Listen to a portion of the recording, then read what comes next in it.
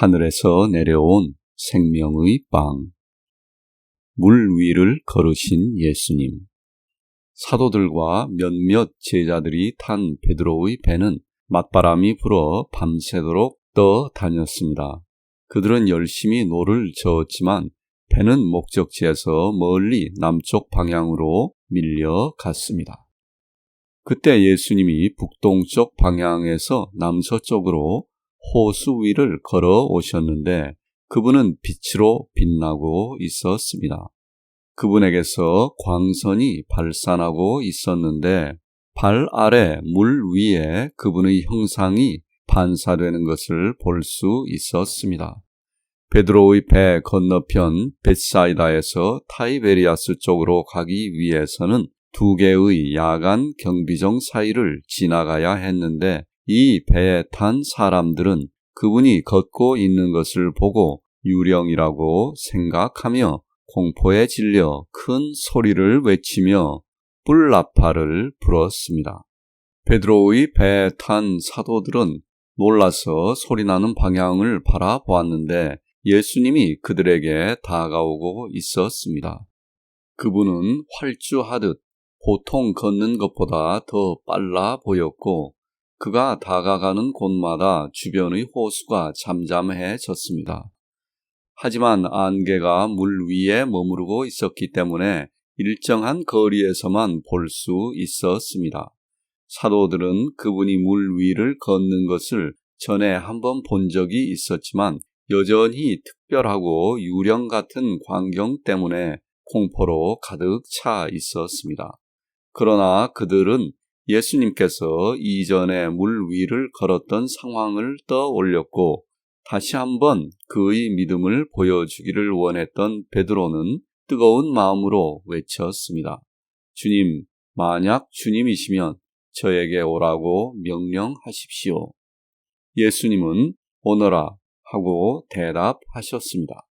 베드로는 이번에는 예수님을 향해 이전보다는 더 멀리 갔지만 아직도 그의 믿음은 충분하지 않았습니다. 그는 이미 그분에게 가까이 갔지만 다시 자신의 위험을 생각하자 즉시 가라앉기 시작했습니다. 그는 손을 뻗으며 외쳤습니다. 주님, 저를 구해 주세요. 하지만 그는 처음처럼 깊이 가라앉지 않았고 예수님은 다시 그에게 말씀하셨습니다. 오 믿음이 작은 이여, 왜 의심하느냐? 예수님이 배에 오르시자 모두가 그분의 발 앞에 엎드려 외쳤습니다. 그대는 진실로 하느님의 아들이십니다. 예수님은 그들의 두려움과 믿음 없음을 책망하시며 심하게 그들을 질책하시고 우리 아버지 기도에 대해 가르치셨습니다. 예수님은 베드로를 겸손하게 만들기 위해 물 위를 걸어오도록 허락하셨습니다. 베드로는 믿음에 매우 강하게 불타고 있었으며 그러한 자신의 믿음을 제자들과 예수님에게 보여주고 싶었습니다. 그가 물에 빠짐으로써 그는 교만으로부터 보호되었습니다. 다른 제자들은 베드로를 따를 만큼 충분한 확신이 없었으며 베드로의 믿음에 놀라워하며 자신들의 믿음보다는 뛰어나지만 그럴 필요는 없었다는 것을 알았습니다. 해가 뜰 무렵 베드로의 배는 막달라와 달마누타 사이 작은 촌락에 정박했는데 배가 다가오는 것을 안 주민들은 모든 병자들을 준비했고 예수님을 만나러 호숫가로 나왔습니다. 그분과 제자들은 거리에서 그들을 치료했습니다. 생명의 빵. 다음 날 아침 예수님은 100여 명의 사람들 앞에서 우리 아버지 기도에 대해 말씀하시고 정오경에 제자들과 함께 카퍼르나움 지역으로 가셔서 사람들이 알지 못하도록 곧바로 베드로의 집으로 갔습니다. 여기서 예수님은 베로니카의 아들과 몇몇 헤브론 사람들과 함께 온 라자로를 만났습니다. 예수님이 카퍼르나움에서 벳세다까지 가는 최단 경로에 있는 베드로의 집 뒤 언덕으로 올라가시자 주위에 진을 치고 있던 군중들이 그분을 따랐습니다.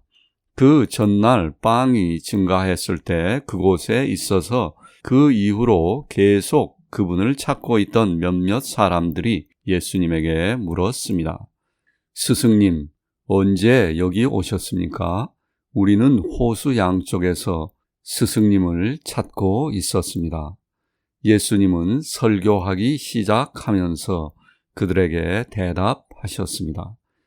너희가 나를 찾은 것은 기적을 보았기 때문이 아니라 빵을 배불리 먹었기 때문이다.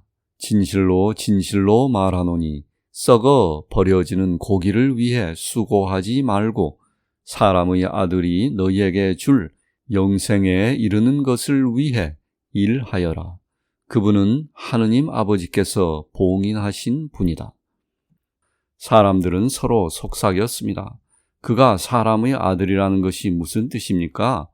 우리는 모두 사람의 자녀 아닙니까?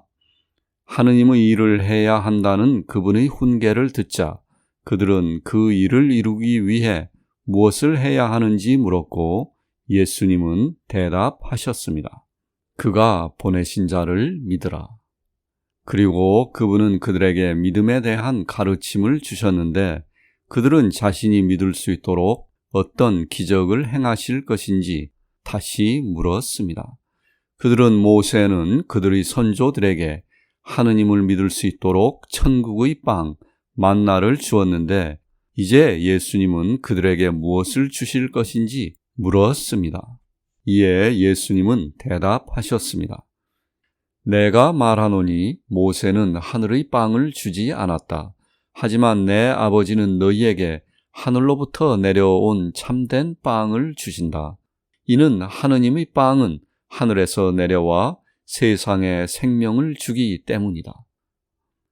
예수님이 이 빵에 대해 자세히 가르치시자 그들 중 일부가 그분에게 말했습니다. 주님, 이 빵을 항상 저희에게 주십시오.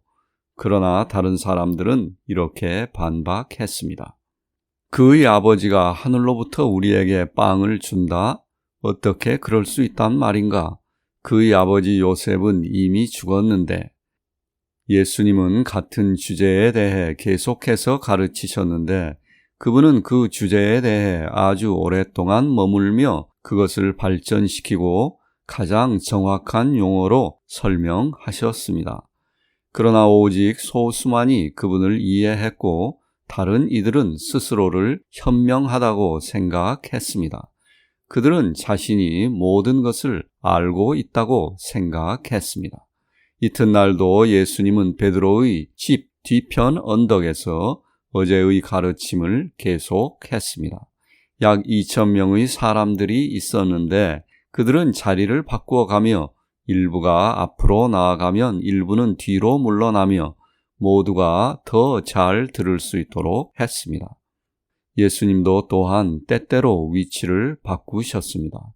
그는 한 곳에서 다른 곳으로 다니며 인자하고 참을성 있게 가르침의 말씀을 반복하고 동일한 반대에 대해 반박했습니다. 많은 여성들도 베일을 쓰고 군중 속에 있었고 바리사이들은 계속 이리저리 움직이며 사람들 사이에서 의심을 속삭였습니다. 오늘 예수님은 쉬운 말로 분명히 말했습니다. 나는 생명의 빵이다. 나에게 오는 자는 줄이지 않으며 나를 믿는 자는 결코 목마르지 않을 것이다. 아버지께서 내게 주신 모든 자는 내게로 올 것이며 나는 나에게 오는 이를 쫓아내지 않을 것이다. 이는 내가 나의 뜻을 행하지 않고 나를 보내신 분의 뜻을 행하기 위해 천국에서 내려왔기 때문이다. 나를 보내신 아버지의 뜻은 이것이다.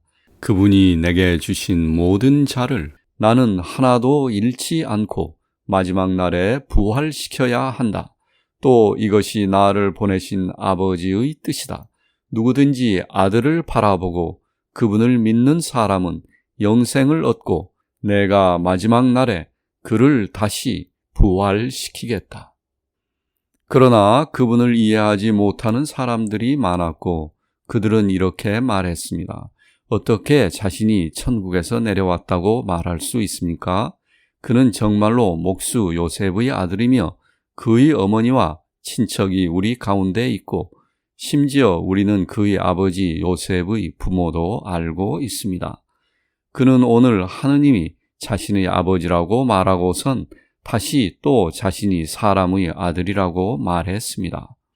그들이 중얼거리자 예수님께서 말씀하셨습니다. 너희들끼리 중얼대지 말라. 나를 보내신 아버지께서 이끌지 아니하면 아무도 내게 올 수 없다. 그들은 다시 그분이 의미하는 바를 이해하지 못했고 아버지께서 이끄신다는 말이 무엇을 의미하는지 물었는데 그들은 그것을 문자 그대로 받아들였습니다. 예수님은 대답하셨습니다.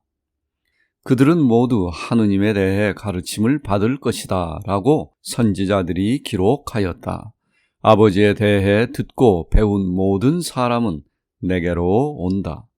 그러자 많은 사람들이 우리가 하느님에 대해 가르치실 그분과 함께 있지 않습니까? 우리는 아버지에 대해 아직 듣고 배우지 못했습니까? 라고 물었습니다. 예수님께서 대답하셨습니다. 하느님이신 분 외에는 아무도 아버지를 본 사람이 없다. 나를 믿는 자는 영생을 얻는다. 나는 하늘에서 내려온 빵, 생명의 빵이다. 그러자 그들은 다시 만나를 제외하고는 천국에서 내려온 빵을 알지 못한다고 그들끼리 말했습니다. 예수님은 만나는 생명의 빵이 아닌데 이는 만나를 먹은 그들의 조상들은 죽었기 때문이라고 설명하시며 그러나 천국에서 내려온 빵을 먹는 사람은 죽지 않을 것이며 그분은 살아있는 빵으로 그것을 먹는 자는 영원히 살 것이라고 말씀하셨습니다. 이 모든 가르침에는 율법과 선지자들의 충분한 설명과 인용문이 함께 동반되었습니다. 그러나 대부분의 유다인들은 그것을 이해하지 못했습니다.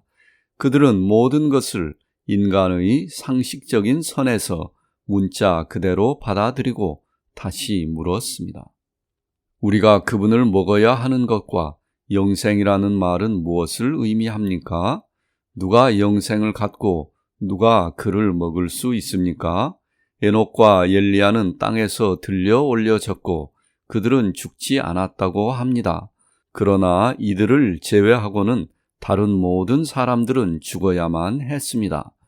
예수님은 에녹과 엘리야가 어디에 있었으며 말라키가 어디에 있었는지를 그들이 알고 있는지 물으셨고 선지자들의 몇 가지 예언을 설명하신 후 그날은 더 이상 가르치지 않았습니다. 다음 날 예수님은 다시 성 밖의 언덕에서 사람들을 가르치셨습니다. 그러나 그는 생명의 빵에 대해 더 이상 말씀하시지 않고 8가지 축복과 우리 아버지 기도에 대해서만 가르치셨습니다.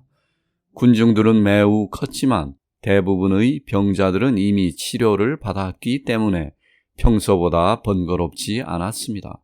모든 사람들, 특히 요한의 많은 제자들은 전날 가르침의 끝을 듣기 간절히 기대했습니다. 그날 저녁 예수님은 안식일의 교훈에 대해 회당에서 가르치셨는데 청중 중 일부가 모든 사람이 당신이 어디에서 왔는지 알고 있는데 어떻게 당신은 자신을 생명의 빵이라고 부릅니까? 하고 묻자 예수님께서는 그 주제에 대해 이미 말씀하신 모든 것을 반복하여 대답하셨습니다.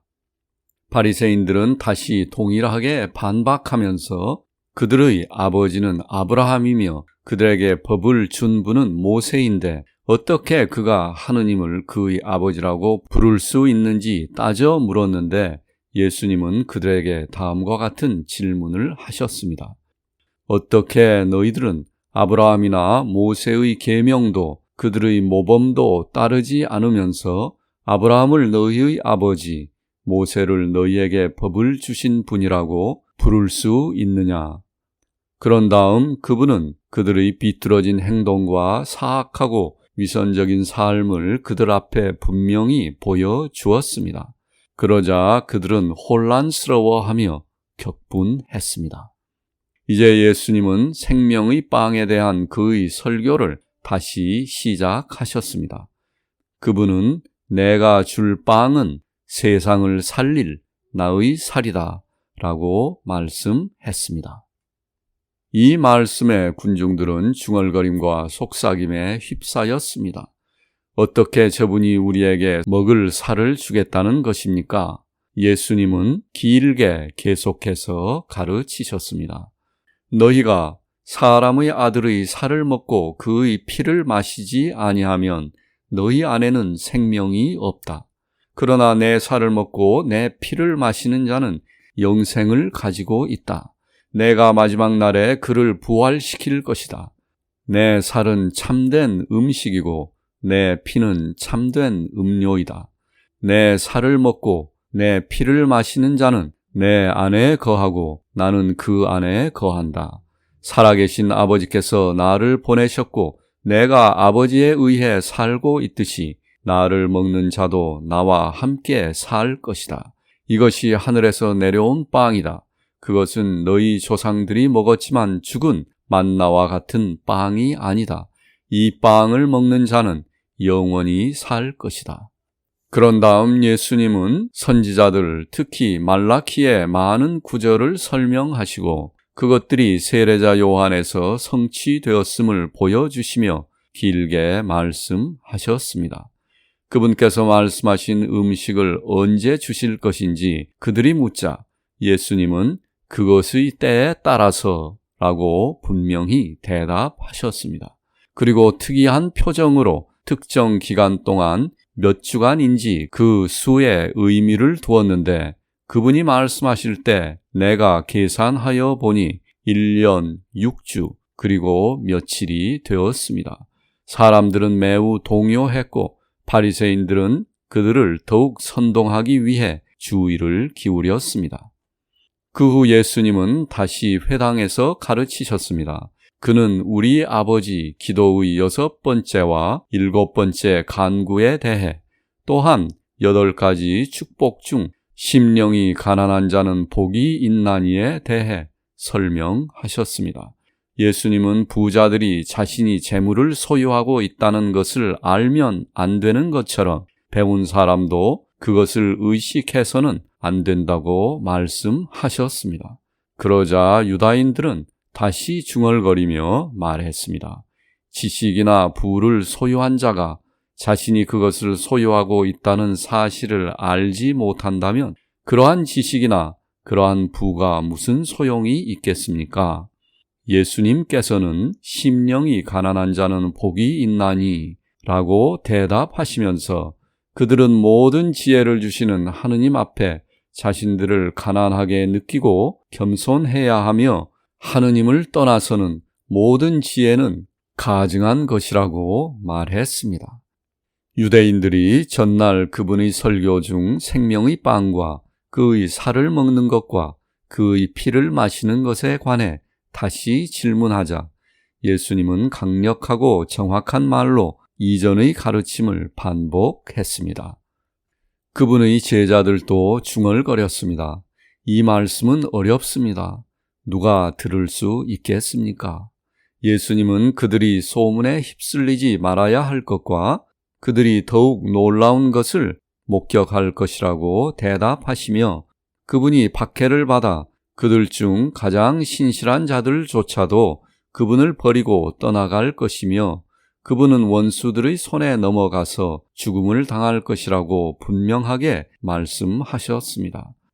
그러나 예수님은 자신의 불충실한 제자들을 버리지 않을 것이며 그분의 영이 그들과 함께 머물 것이라고 말씀하셨습니다. 유다인들이 이제 더욱더 수근거리자 예수님은 말씀하셨습니다.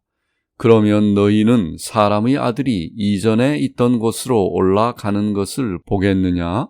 생명을 주는 것은 영이니 육체는 아무 쓸모가 없다. 내가 너희에게 한 말은 영이며 생명이다.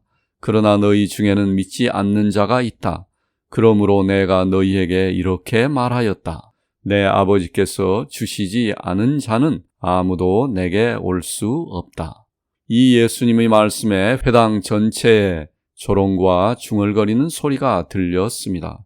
주로 요한의 편협한 제자들인 약 30명의 새로운 제자들이 바리새인들에게 가서 그들과 속삭이면서 불만을 표현하기 시작했습니다. 그러자 사도들과 제자들이 예수님 주위로 더 가까이 모였습니다. 예수님이 회당을 떠나려 하자 바리새인들과 또 그들과 단합했던 불충실한 제자들은 그분과 논쟁하고 여러 가지 사항에 대해 설명을 요구하기 위해 그분을 못 가게 하려고 했습니다. 그러나 사도들과 그분의 제자들과 다른 친구들이 그분을 둘러싸서 외침과 혼란 속에서 집요한 그들을 피할 수 있었습니다. 그들의 외침은 우리 시대의 사람들에게서도 들을 수 있는 것이었습니다. 이제 우리는 알았다. 더 이상 무엇이 필요하냐? 상식 있는 모든 사람은 안다. 그는 자신이 이성을 잃은 자라는 것을 분명히 증명했다. 우리가 그의 살을 먹어야 한다니, 그의 피를 마셔야 한다니, 그가 하늘에서 왔다고, 그가 하늘로 올라간다고. 예수님은 그분을 따르는 이들과 함께 다른 길을 통해 도시 북쪽의 산과 계곡으로 가셨습니다. 그들이 어떤 한 장소에 이르렀을 때 그분은 제자들을 가르치기 시작하셨고 12 사도들에게 그들도 그분을 떠날 것인지 물으셨습니다. 베드로는 모든 사람을 대신해 대답했습니다. 주여, 우리가 누구에게 가겠습니까? 주님에게는 영생의 말씀이 있습니다. 그리고 저희는 주님이 그리스도 살아계신 하느님의 아들이심을 믿고 알고 있습니다. 성모 마리아는 산에서 한 예수님의 마지막 설교와 회당에서 전한 가르침에 다른 여성들과 함께 계셨습니다. 성모님은 예수님께서 가르치신 모든 신비 중에서 제2위 하느님이 그녀 안에서 사람으로 육신을 입고 그녀의 자녀가 되었음을 오랫동안 내면적으로 인식하고 계셨는데 예수님에 대한 어머니 마음의 가장 겸손하고 가장 경건한 사랑으로 감싸여 있었습니다. 예수님께서 이제 그 어느 때보다 신비에 대해 더 분명하게 가르치셨기 때문에 성모님의 묵상은 고의적으로 빛의 눈을 감아버린 사람들에게로 향하게 되었습니다. 나는 그날 밤 성모 마리아가 그녀의 방에서 기도하는 것을 보았습니다. 그녀는 천사의 인사말, 예수님의 탄생, 그분의 어린 시절, 그리고 어머니로서의 자신과 아들로서의 그분에 대한 환상을 보며 내면적 묵상을 했습니다. 성모 마리아는 자신의 자녀를 하느님의 아들로 묵상하셨습니다. 그리고 겸손과 경외심에 압도되어 눈물을 흘렸습니다. 그러나 살아계신 하느님이 성체에서 빵의 모습에 감추어져 있는 것처럼 이 모든 묵상은 그분의 신성한 아들에 대한 모성적 사랑 안에 다시 흡수되었습니다. 나는 환상 속에서 성모 마리아를 교회로 보았습니다. 그리스도는 십자가에 달려 계셨는데 그분도 또한 그 옆구리의 상처를 통해 들어가는 교회와 같았습니다.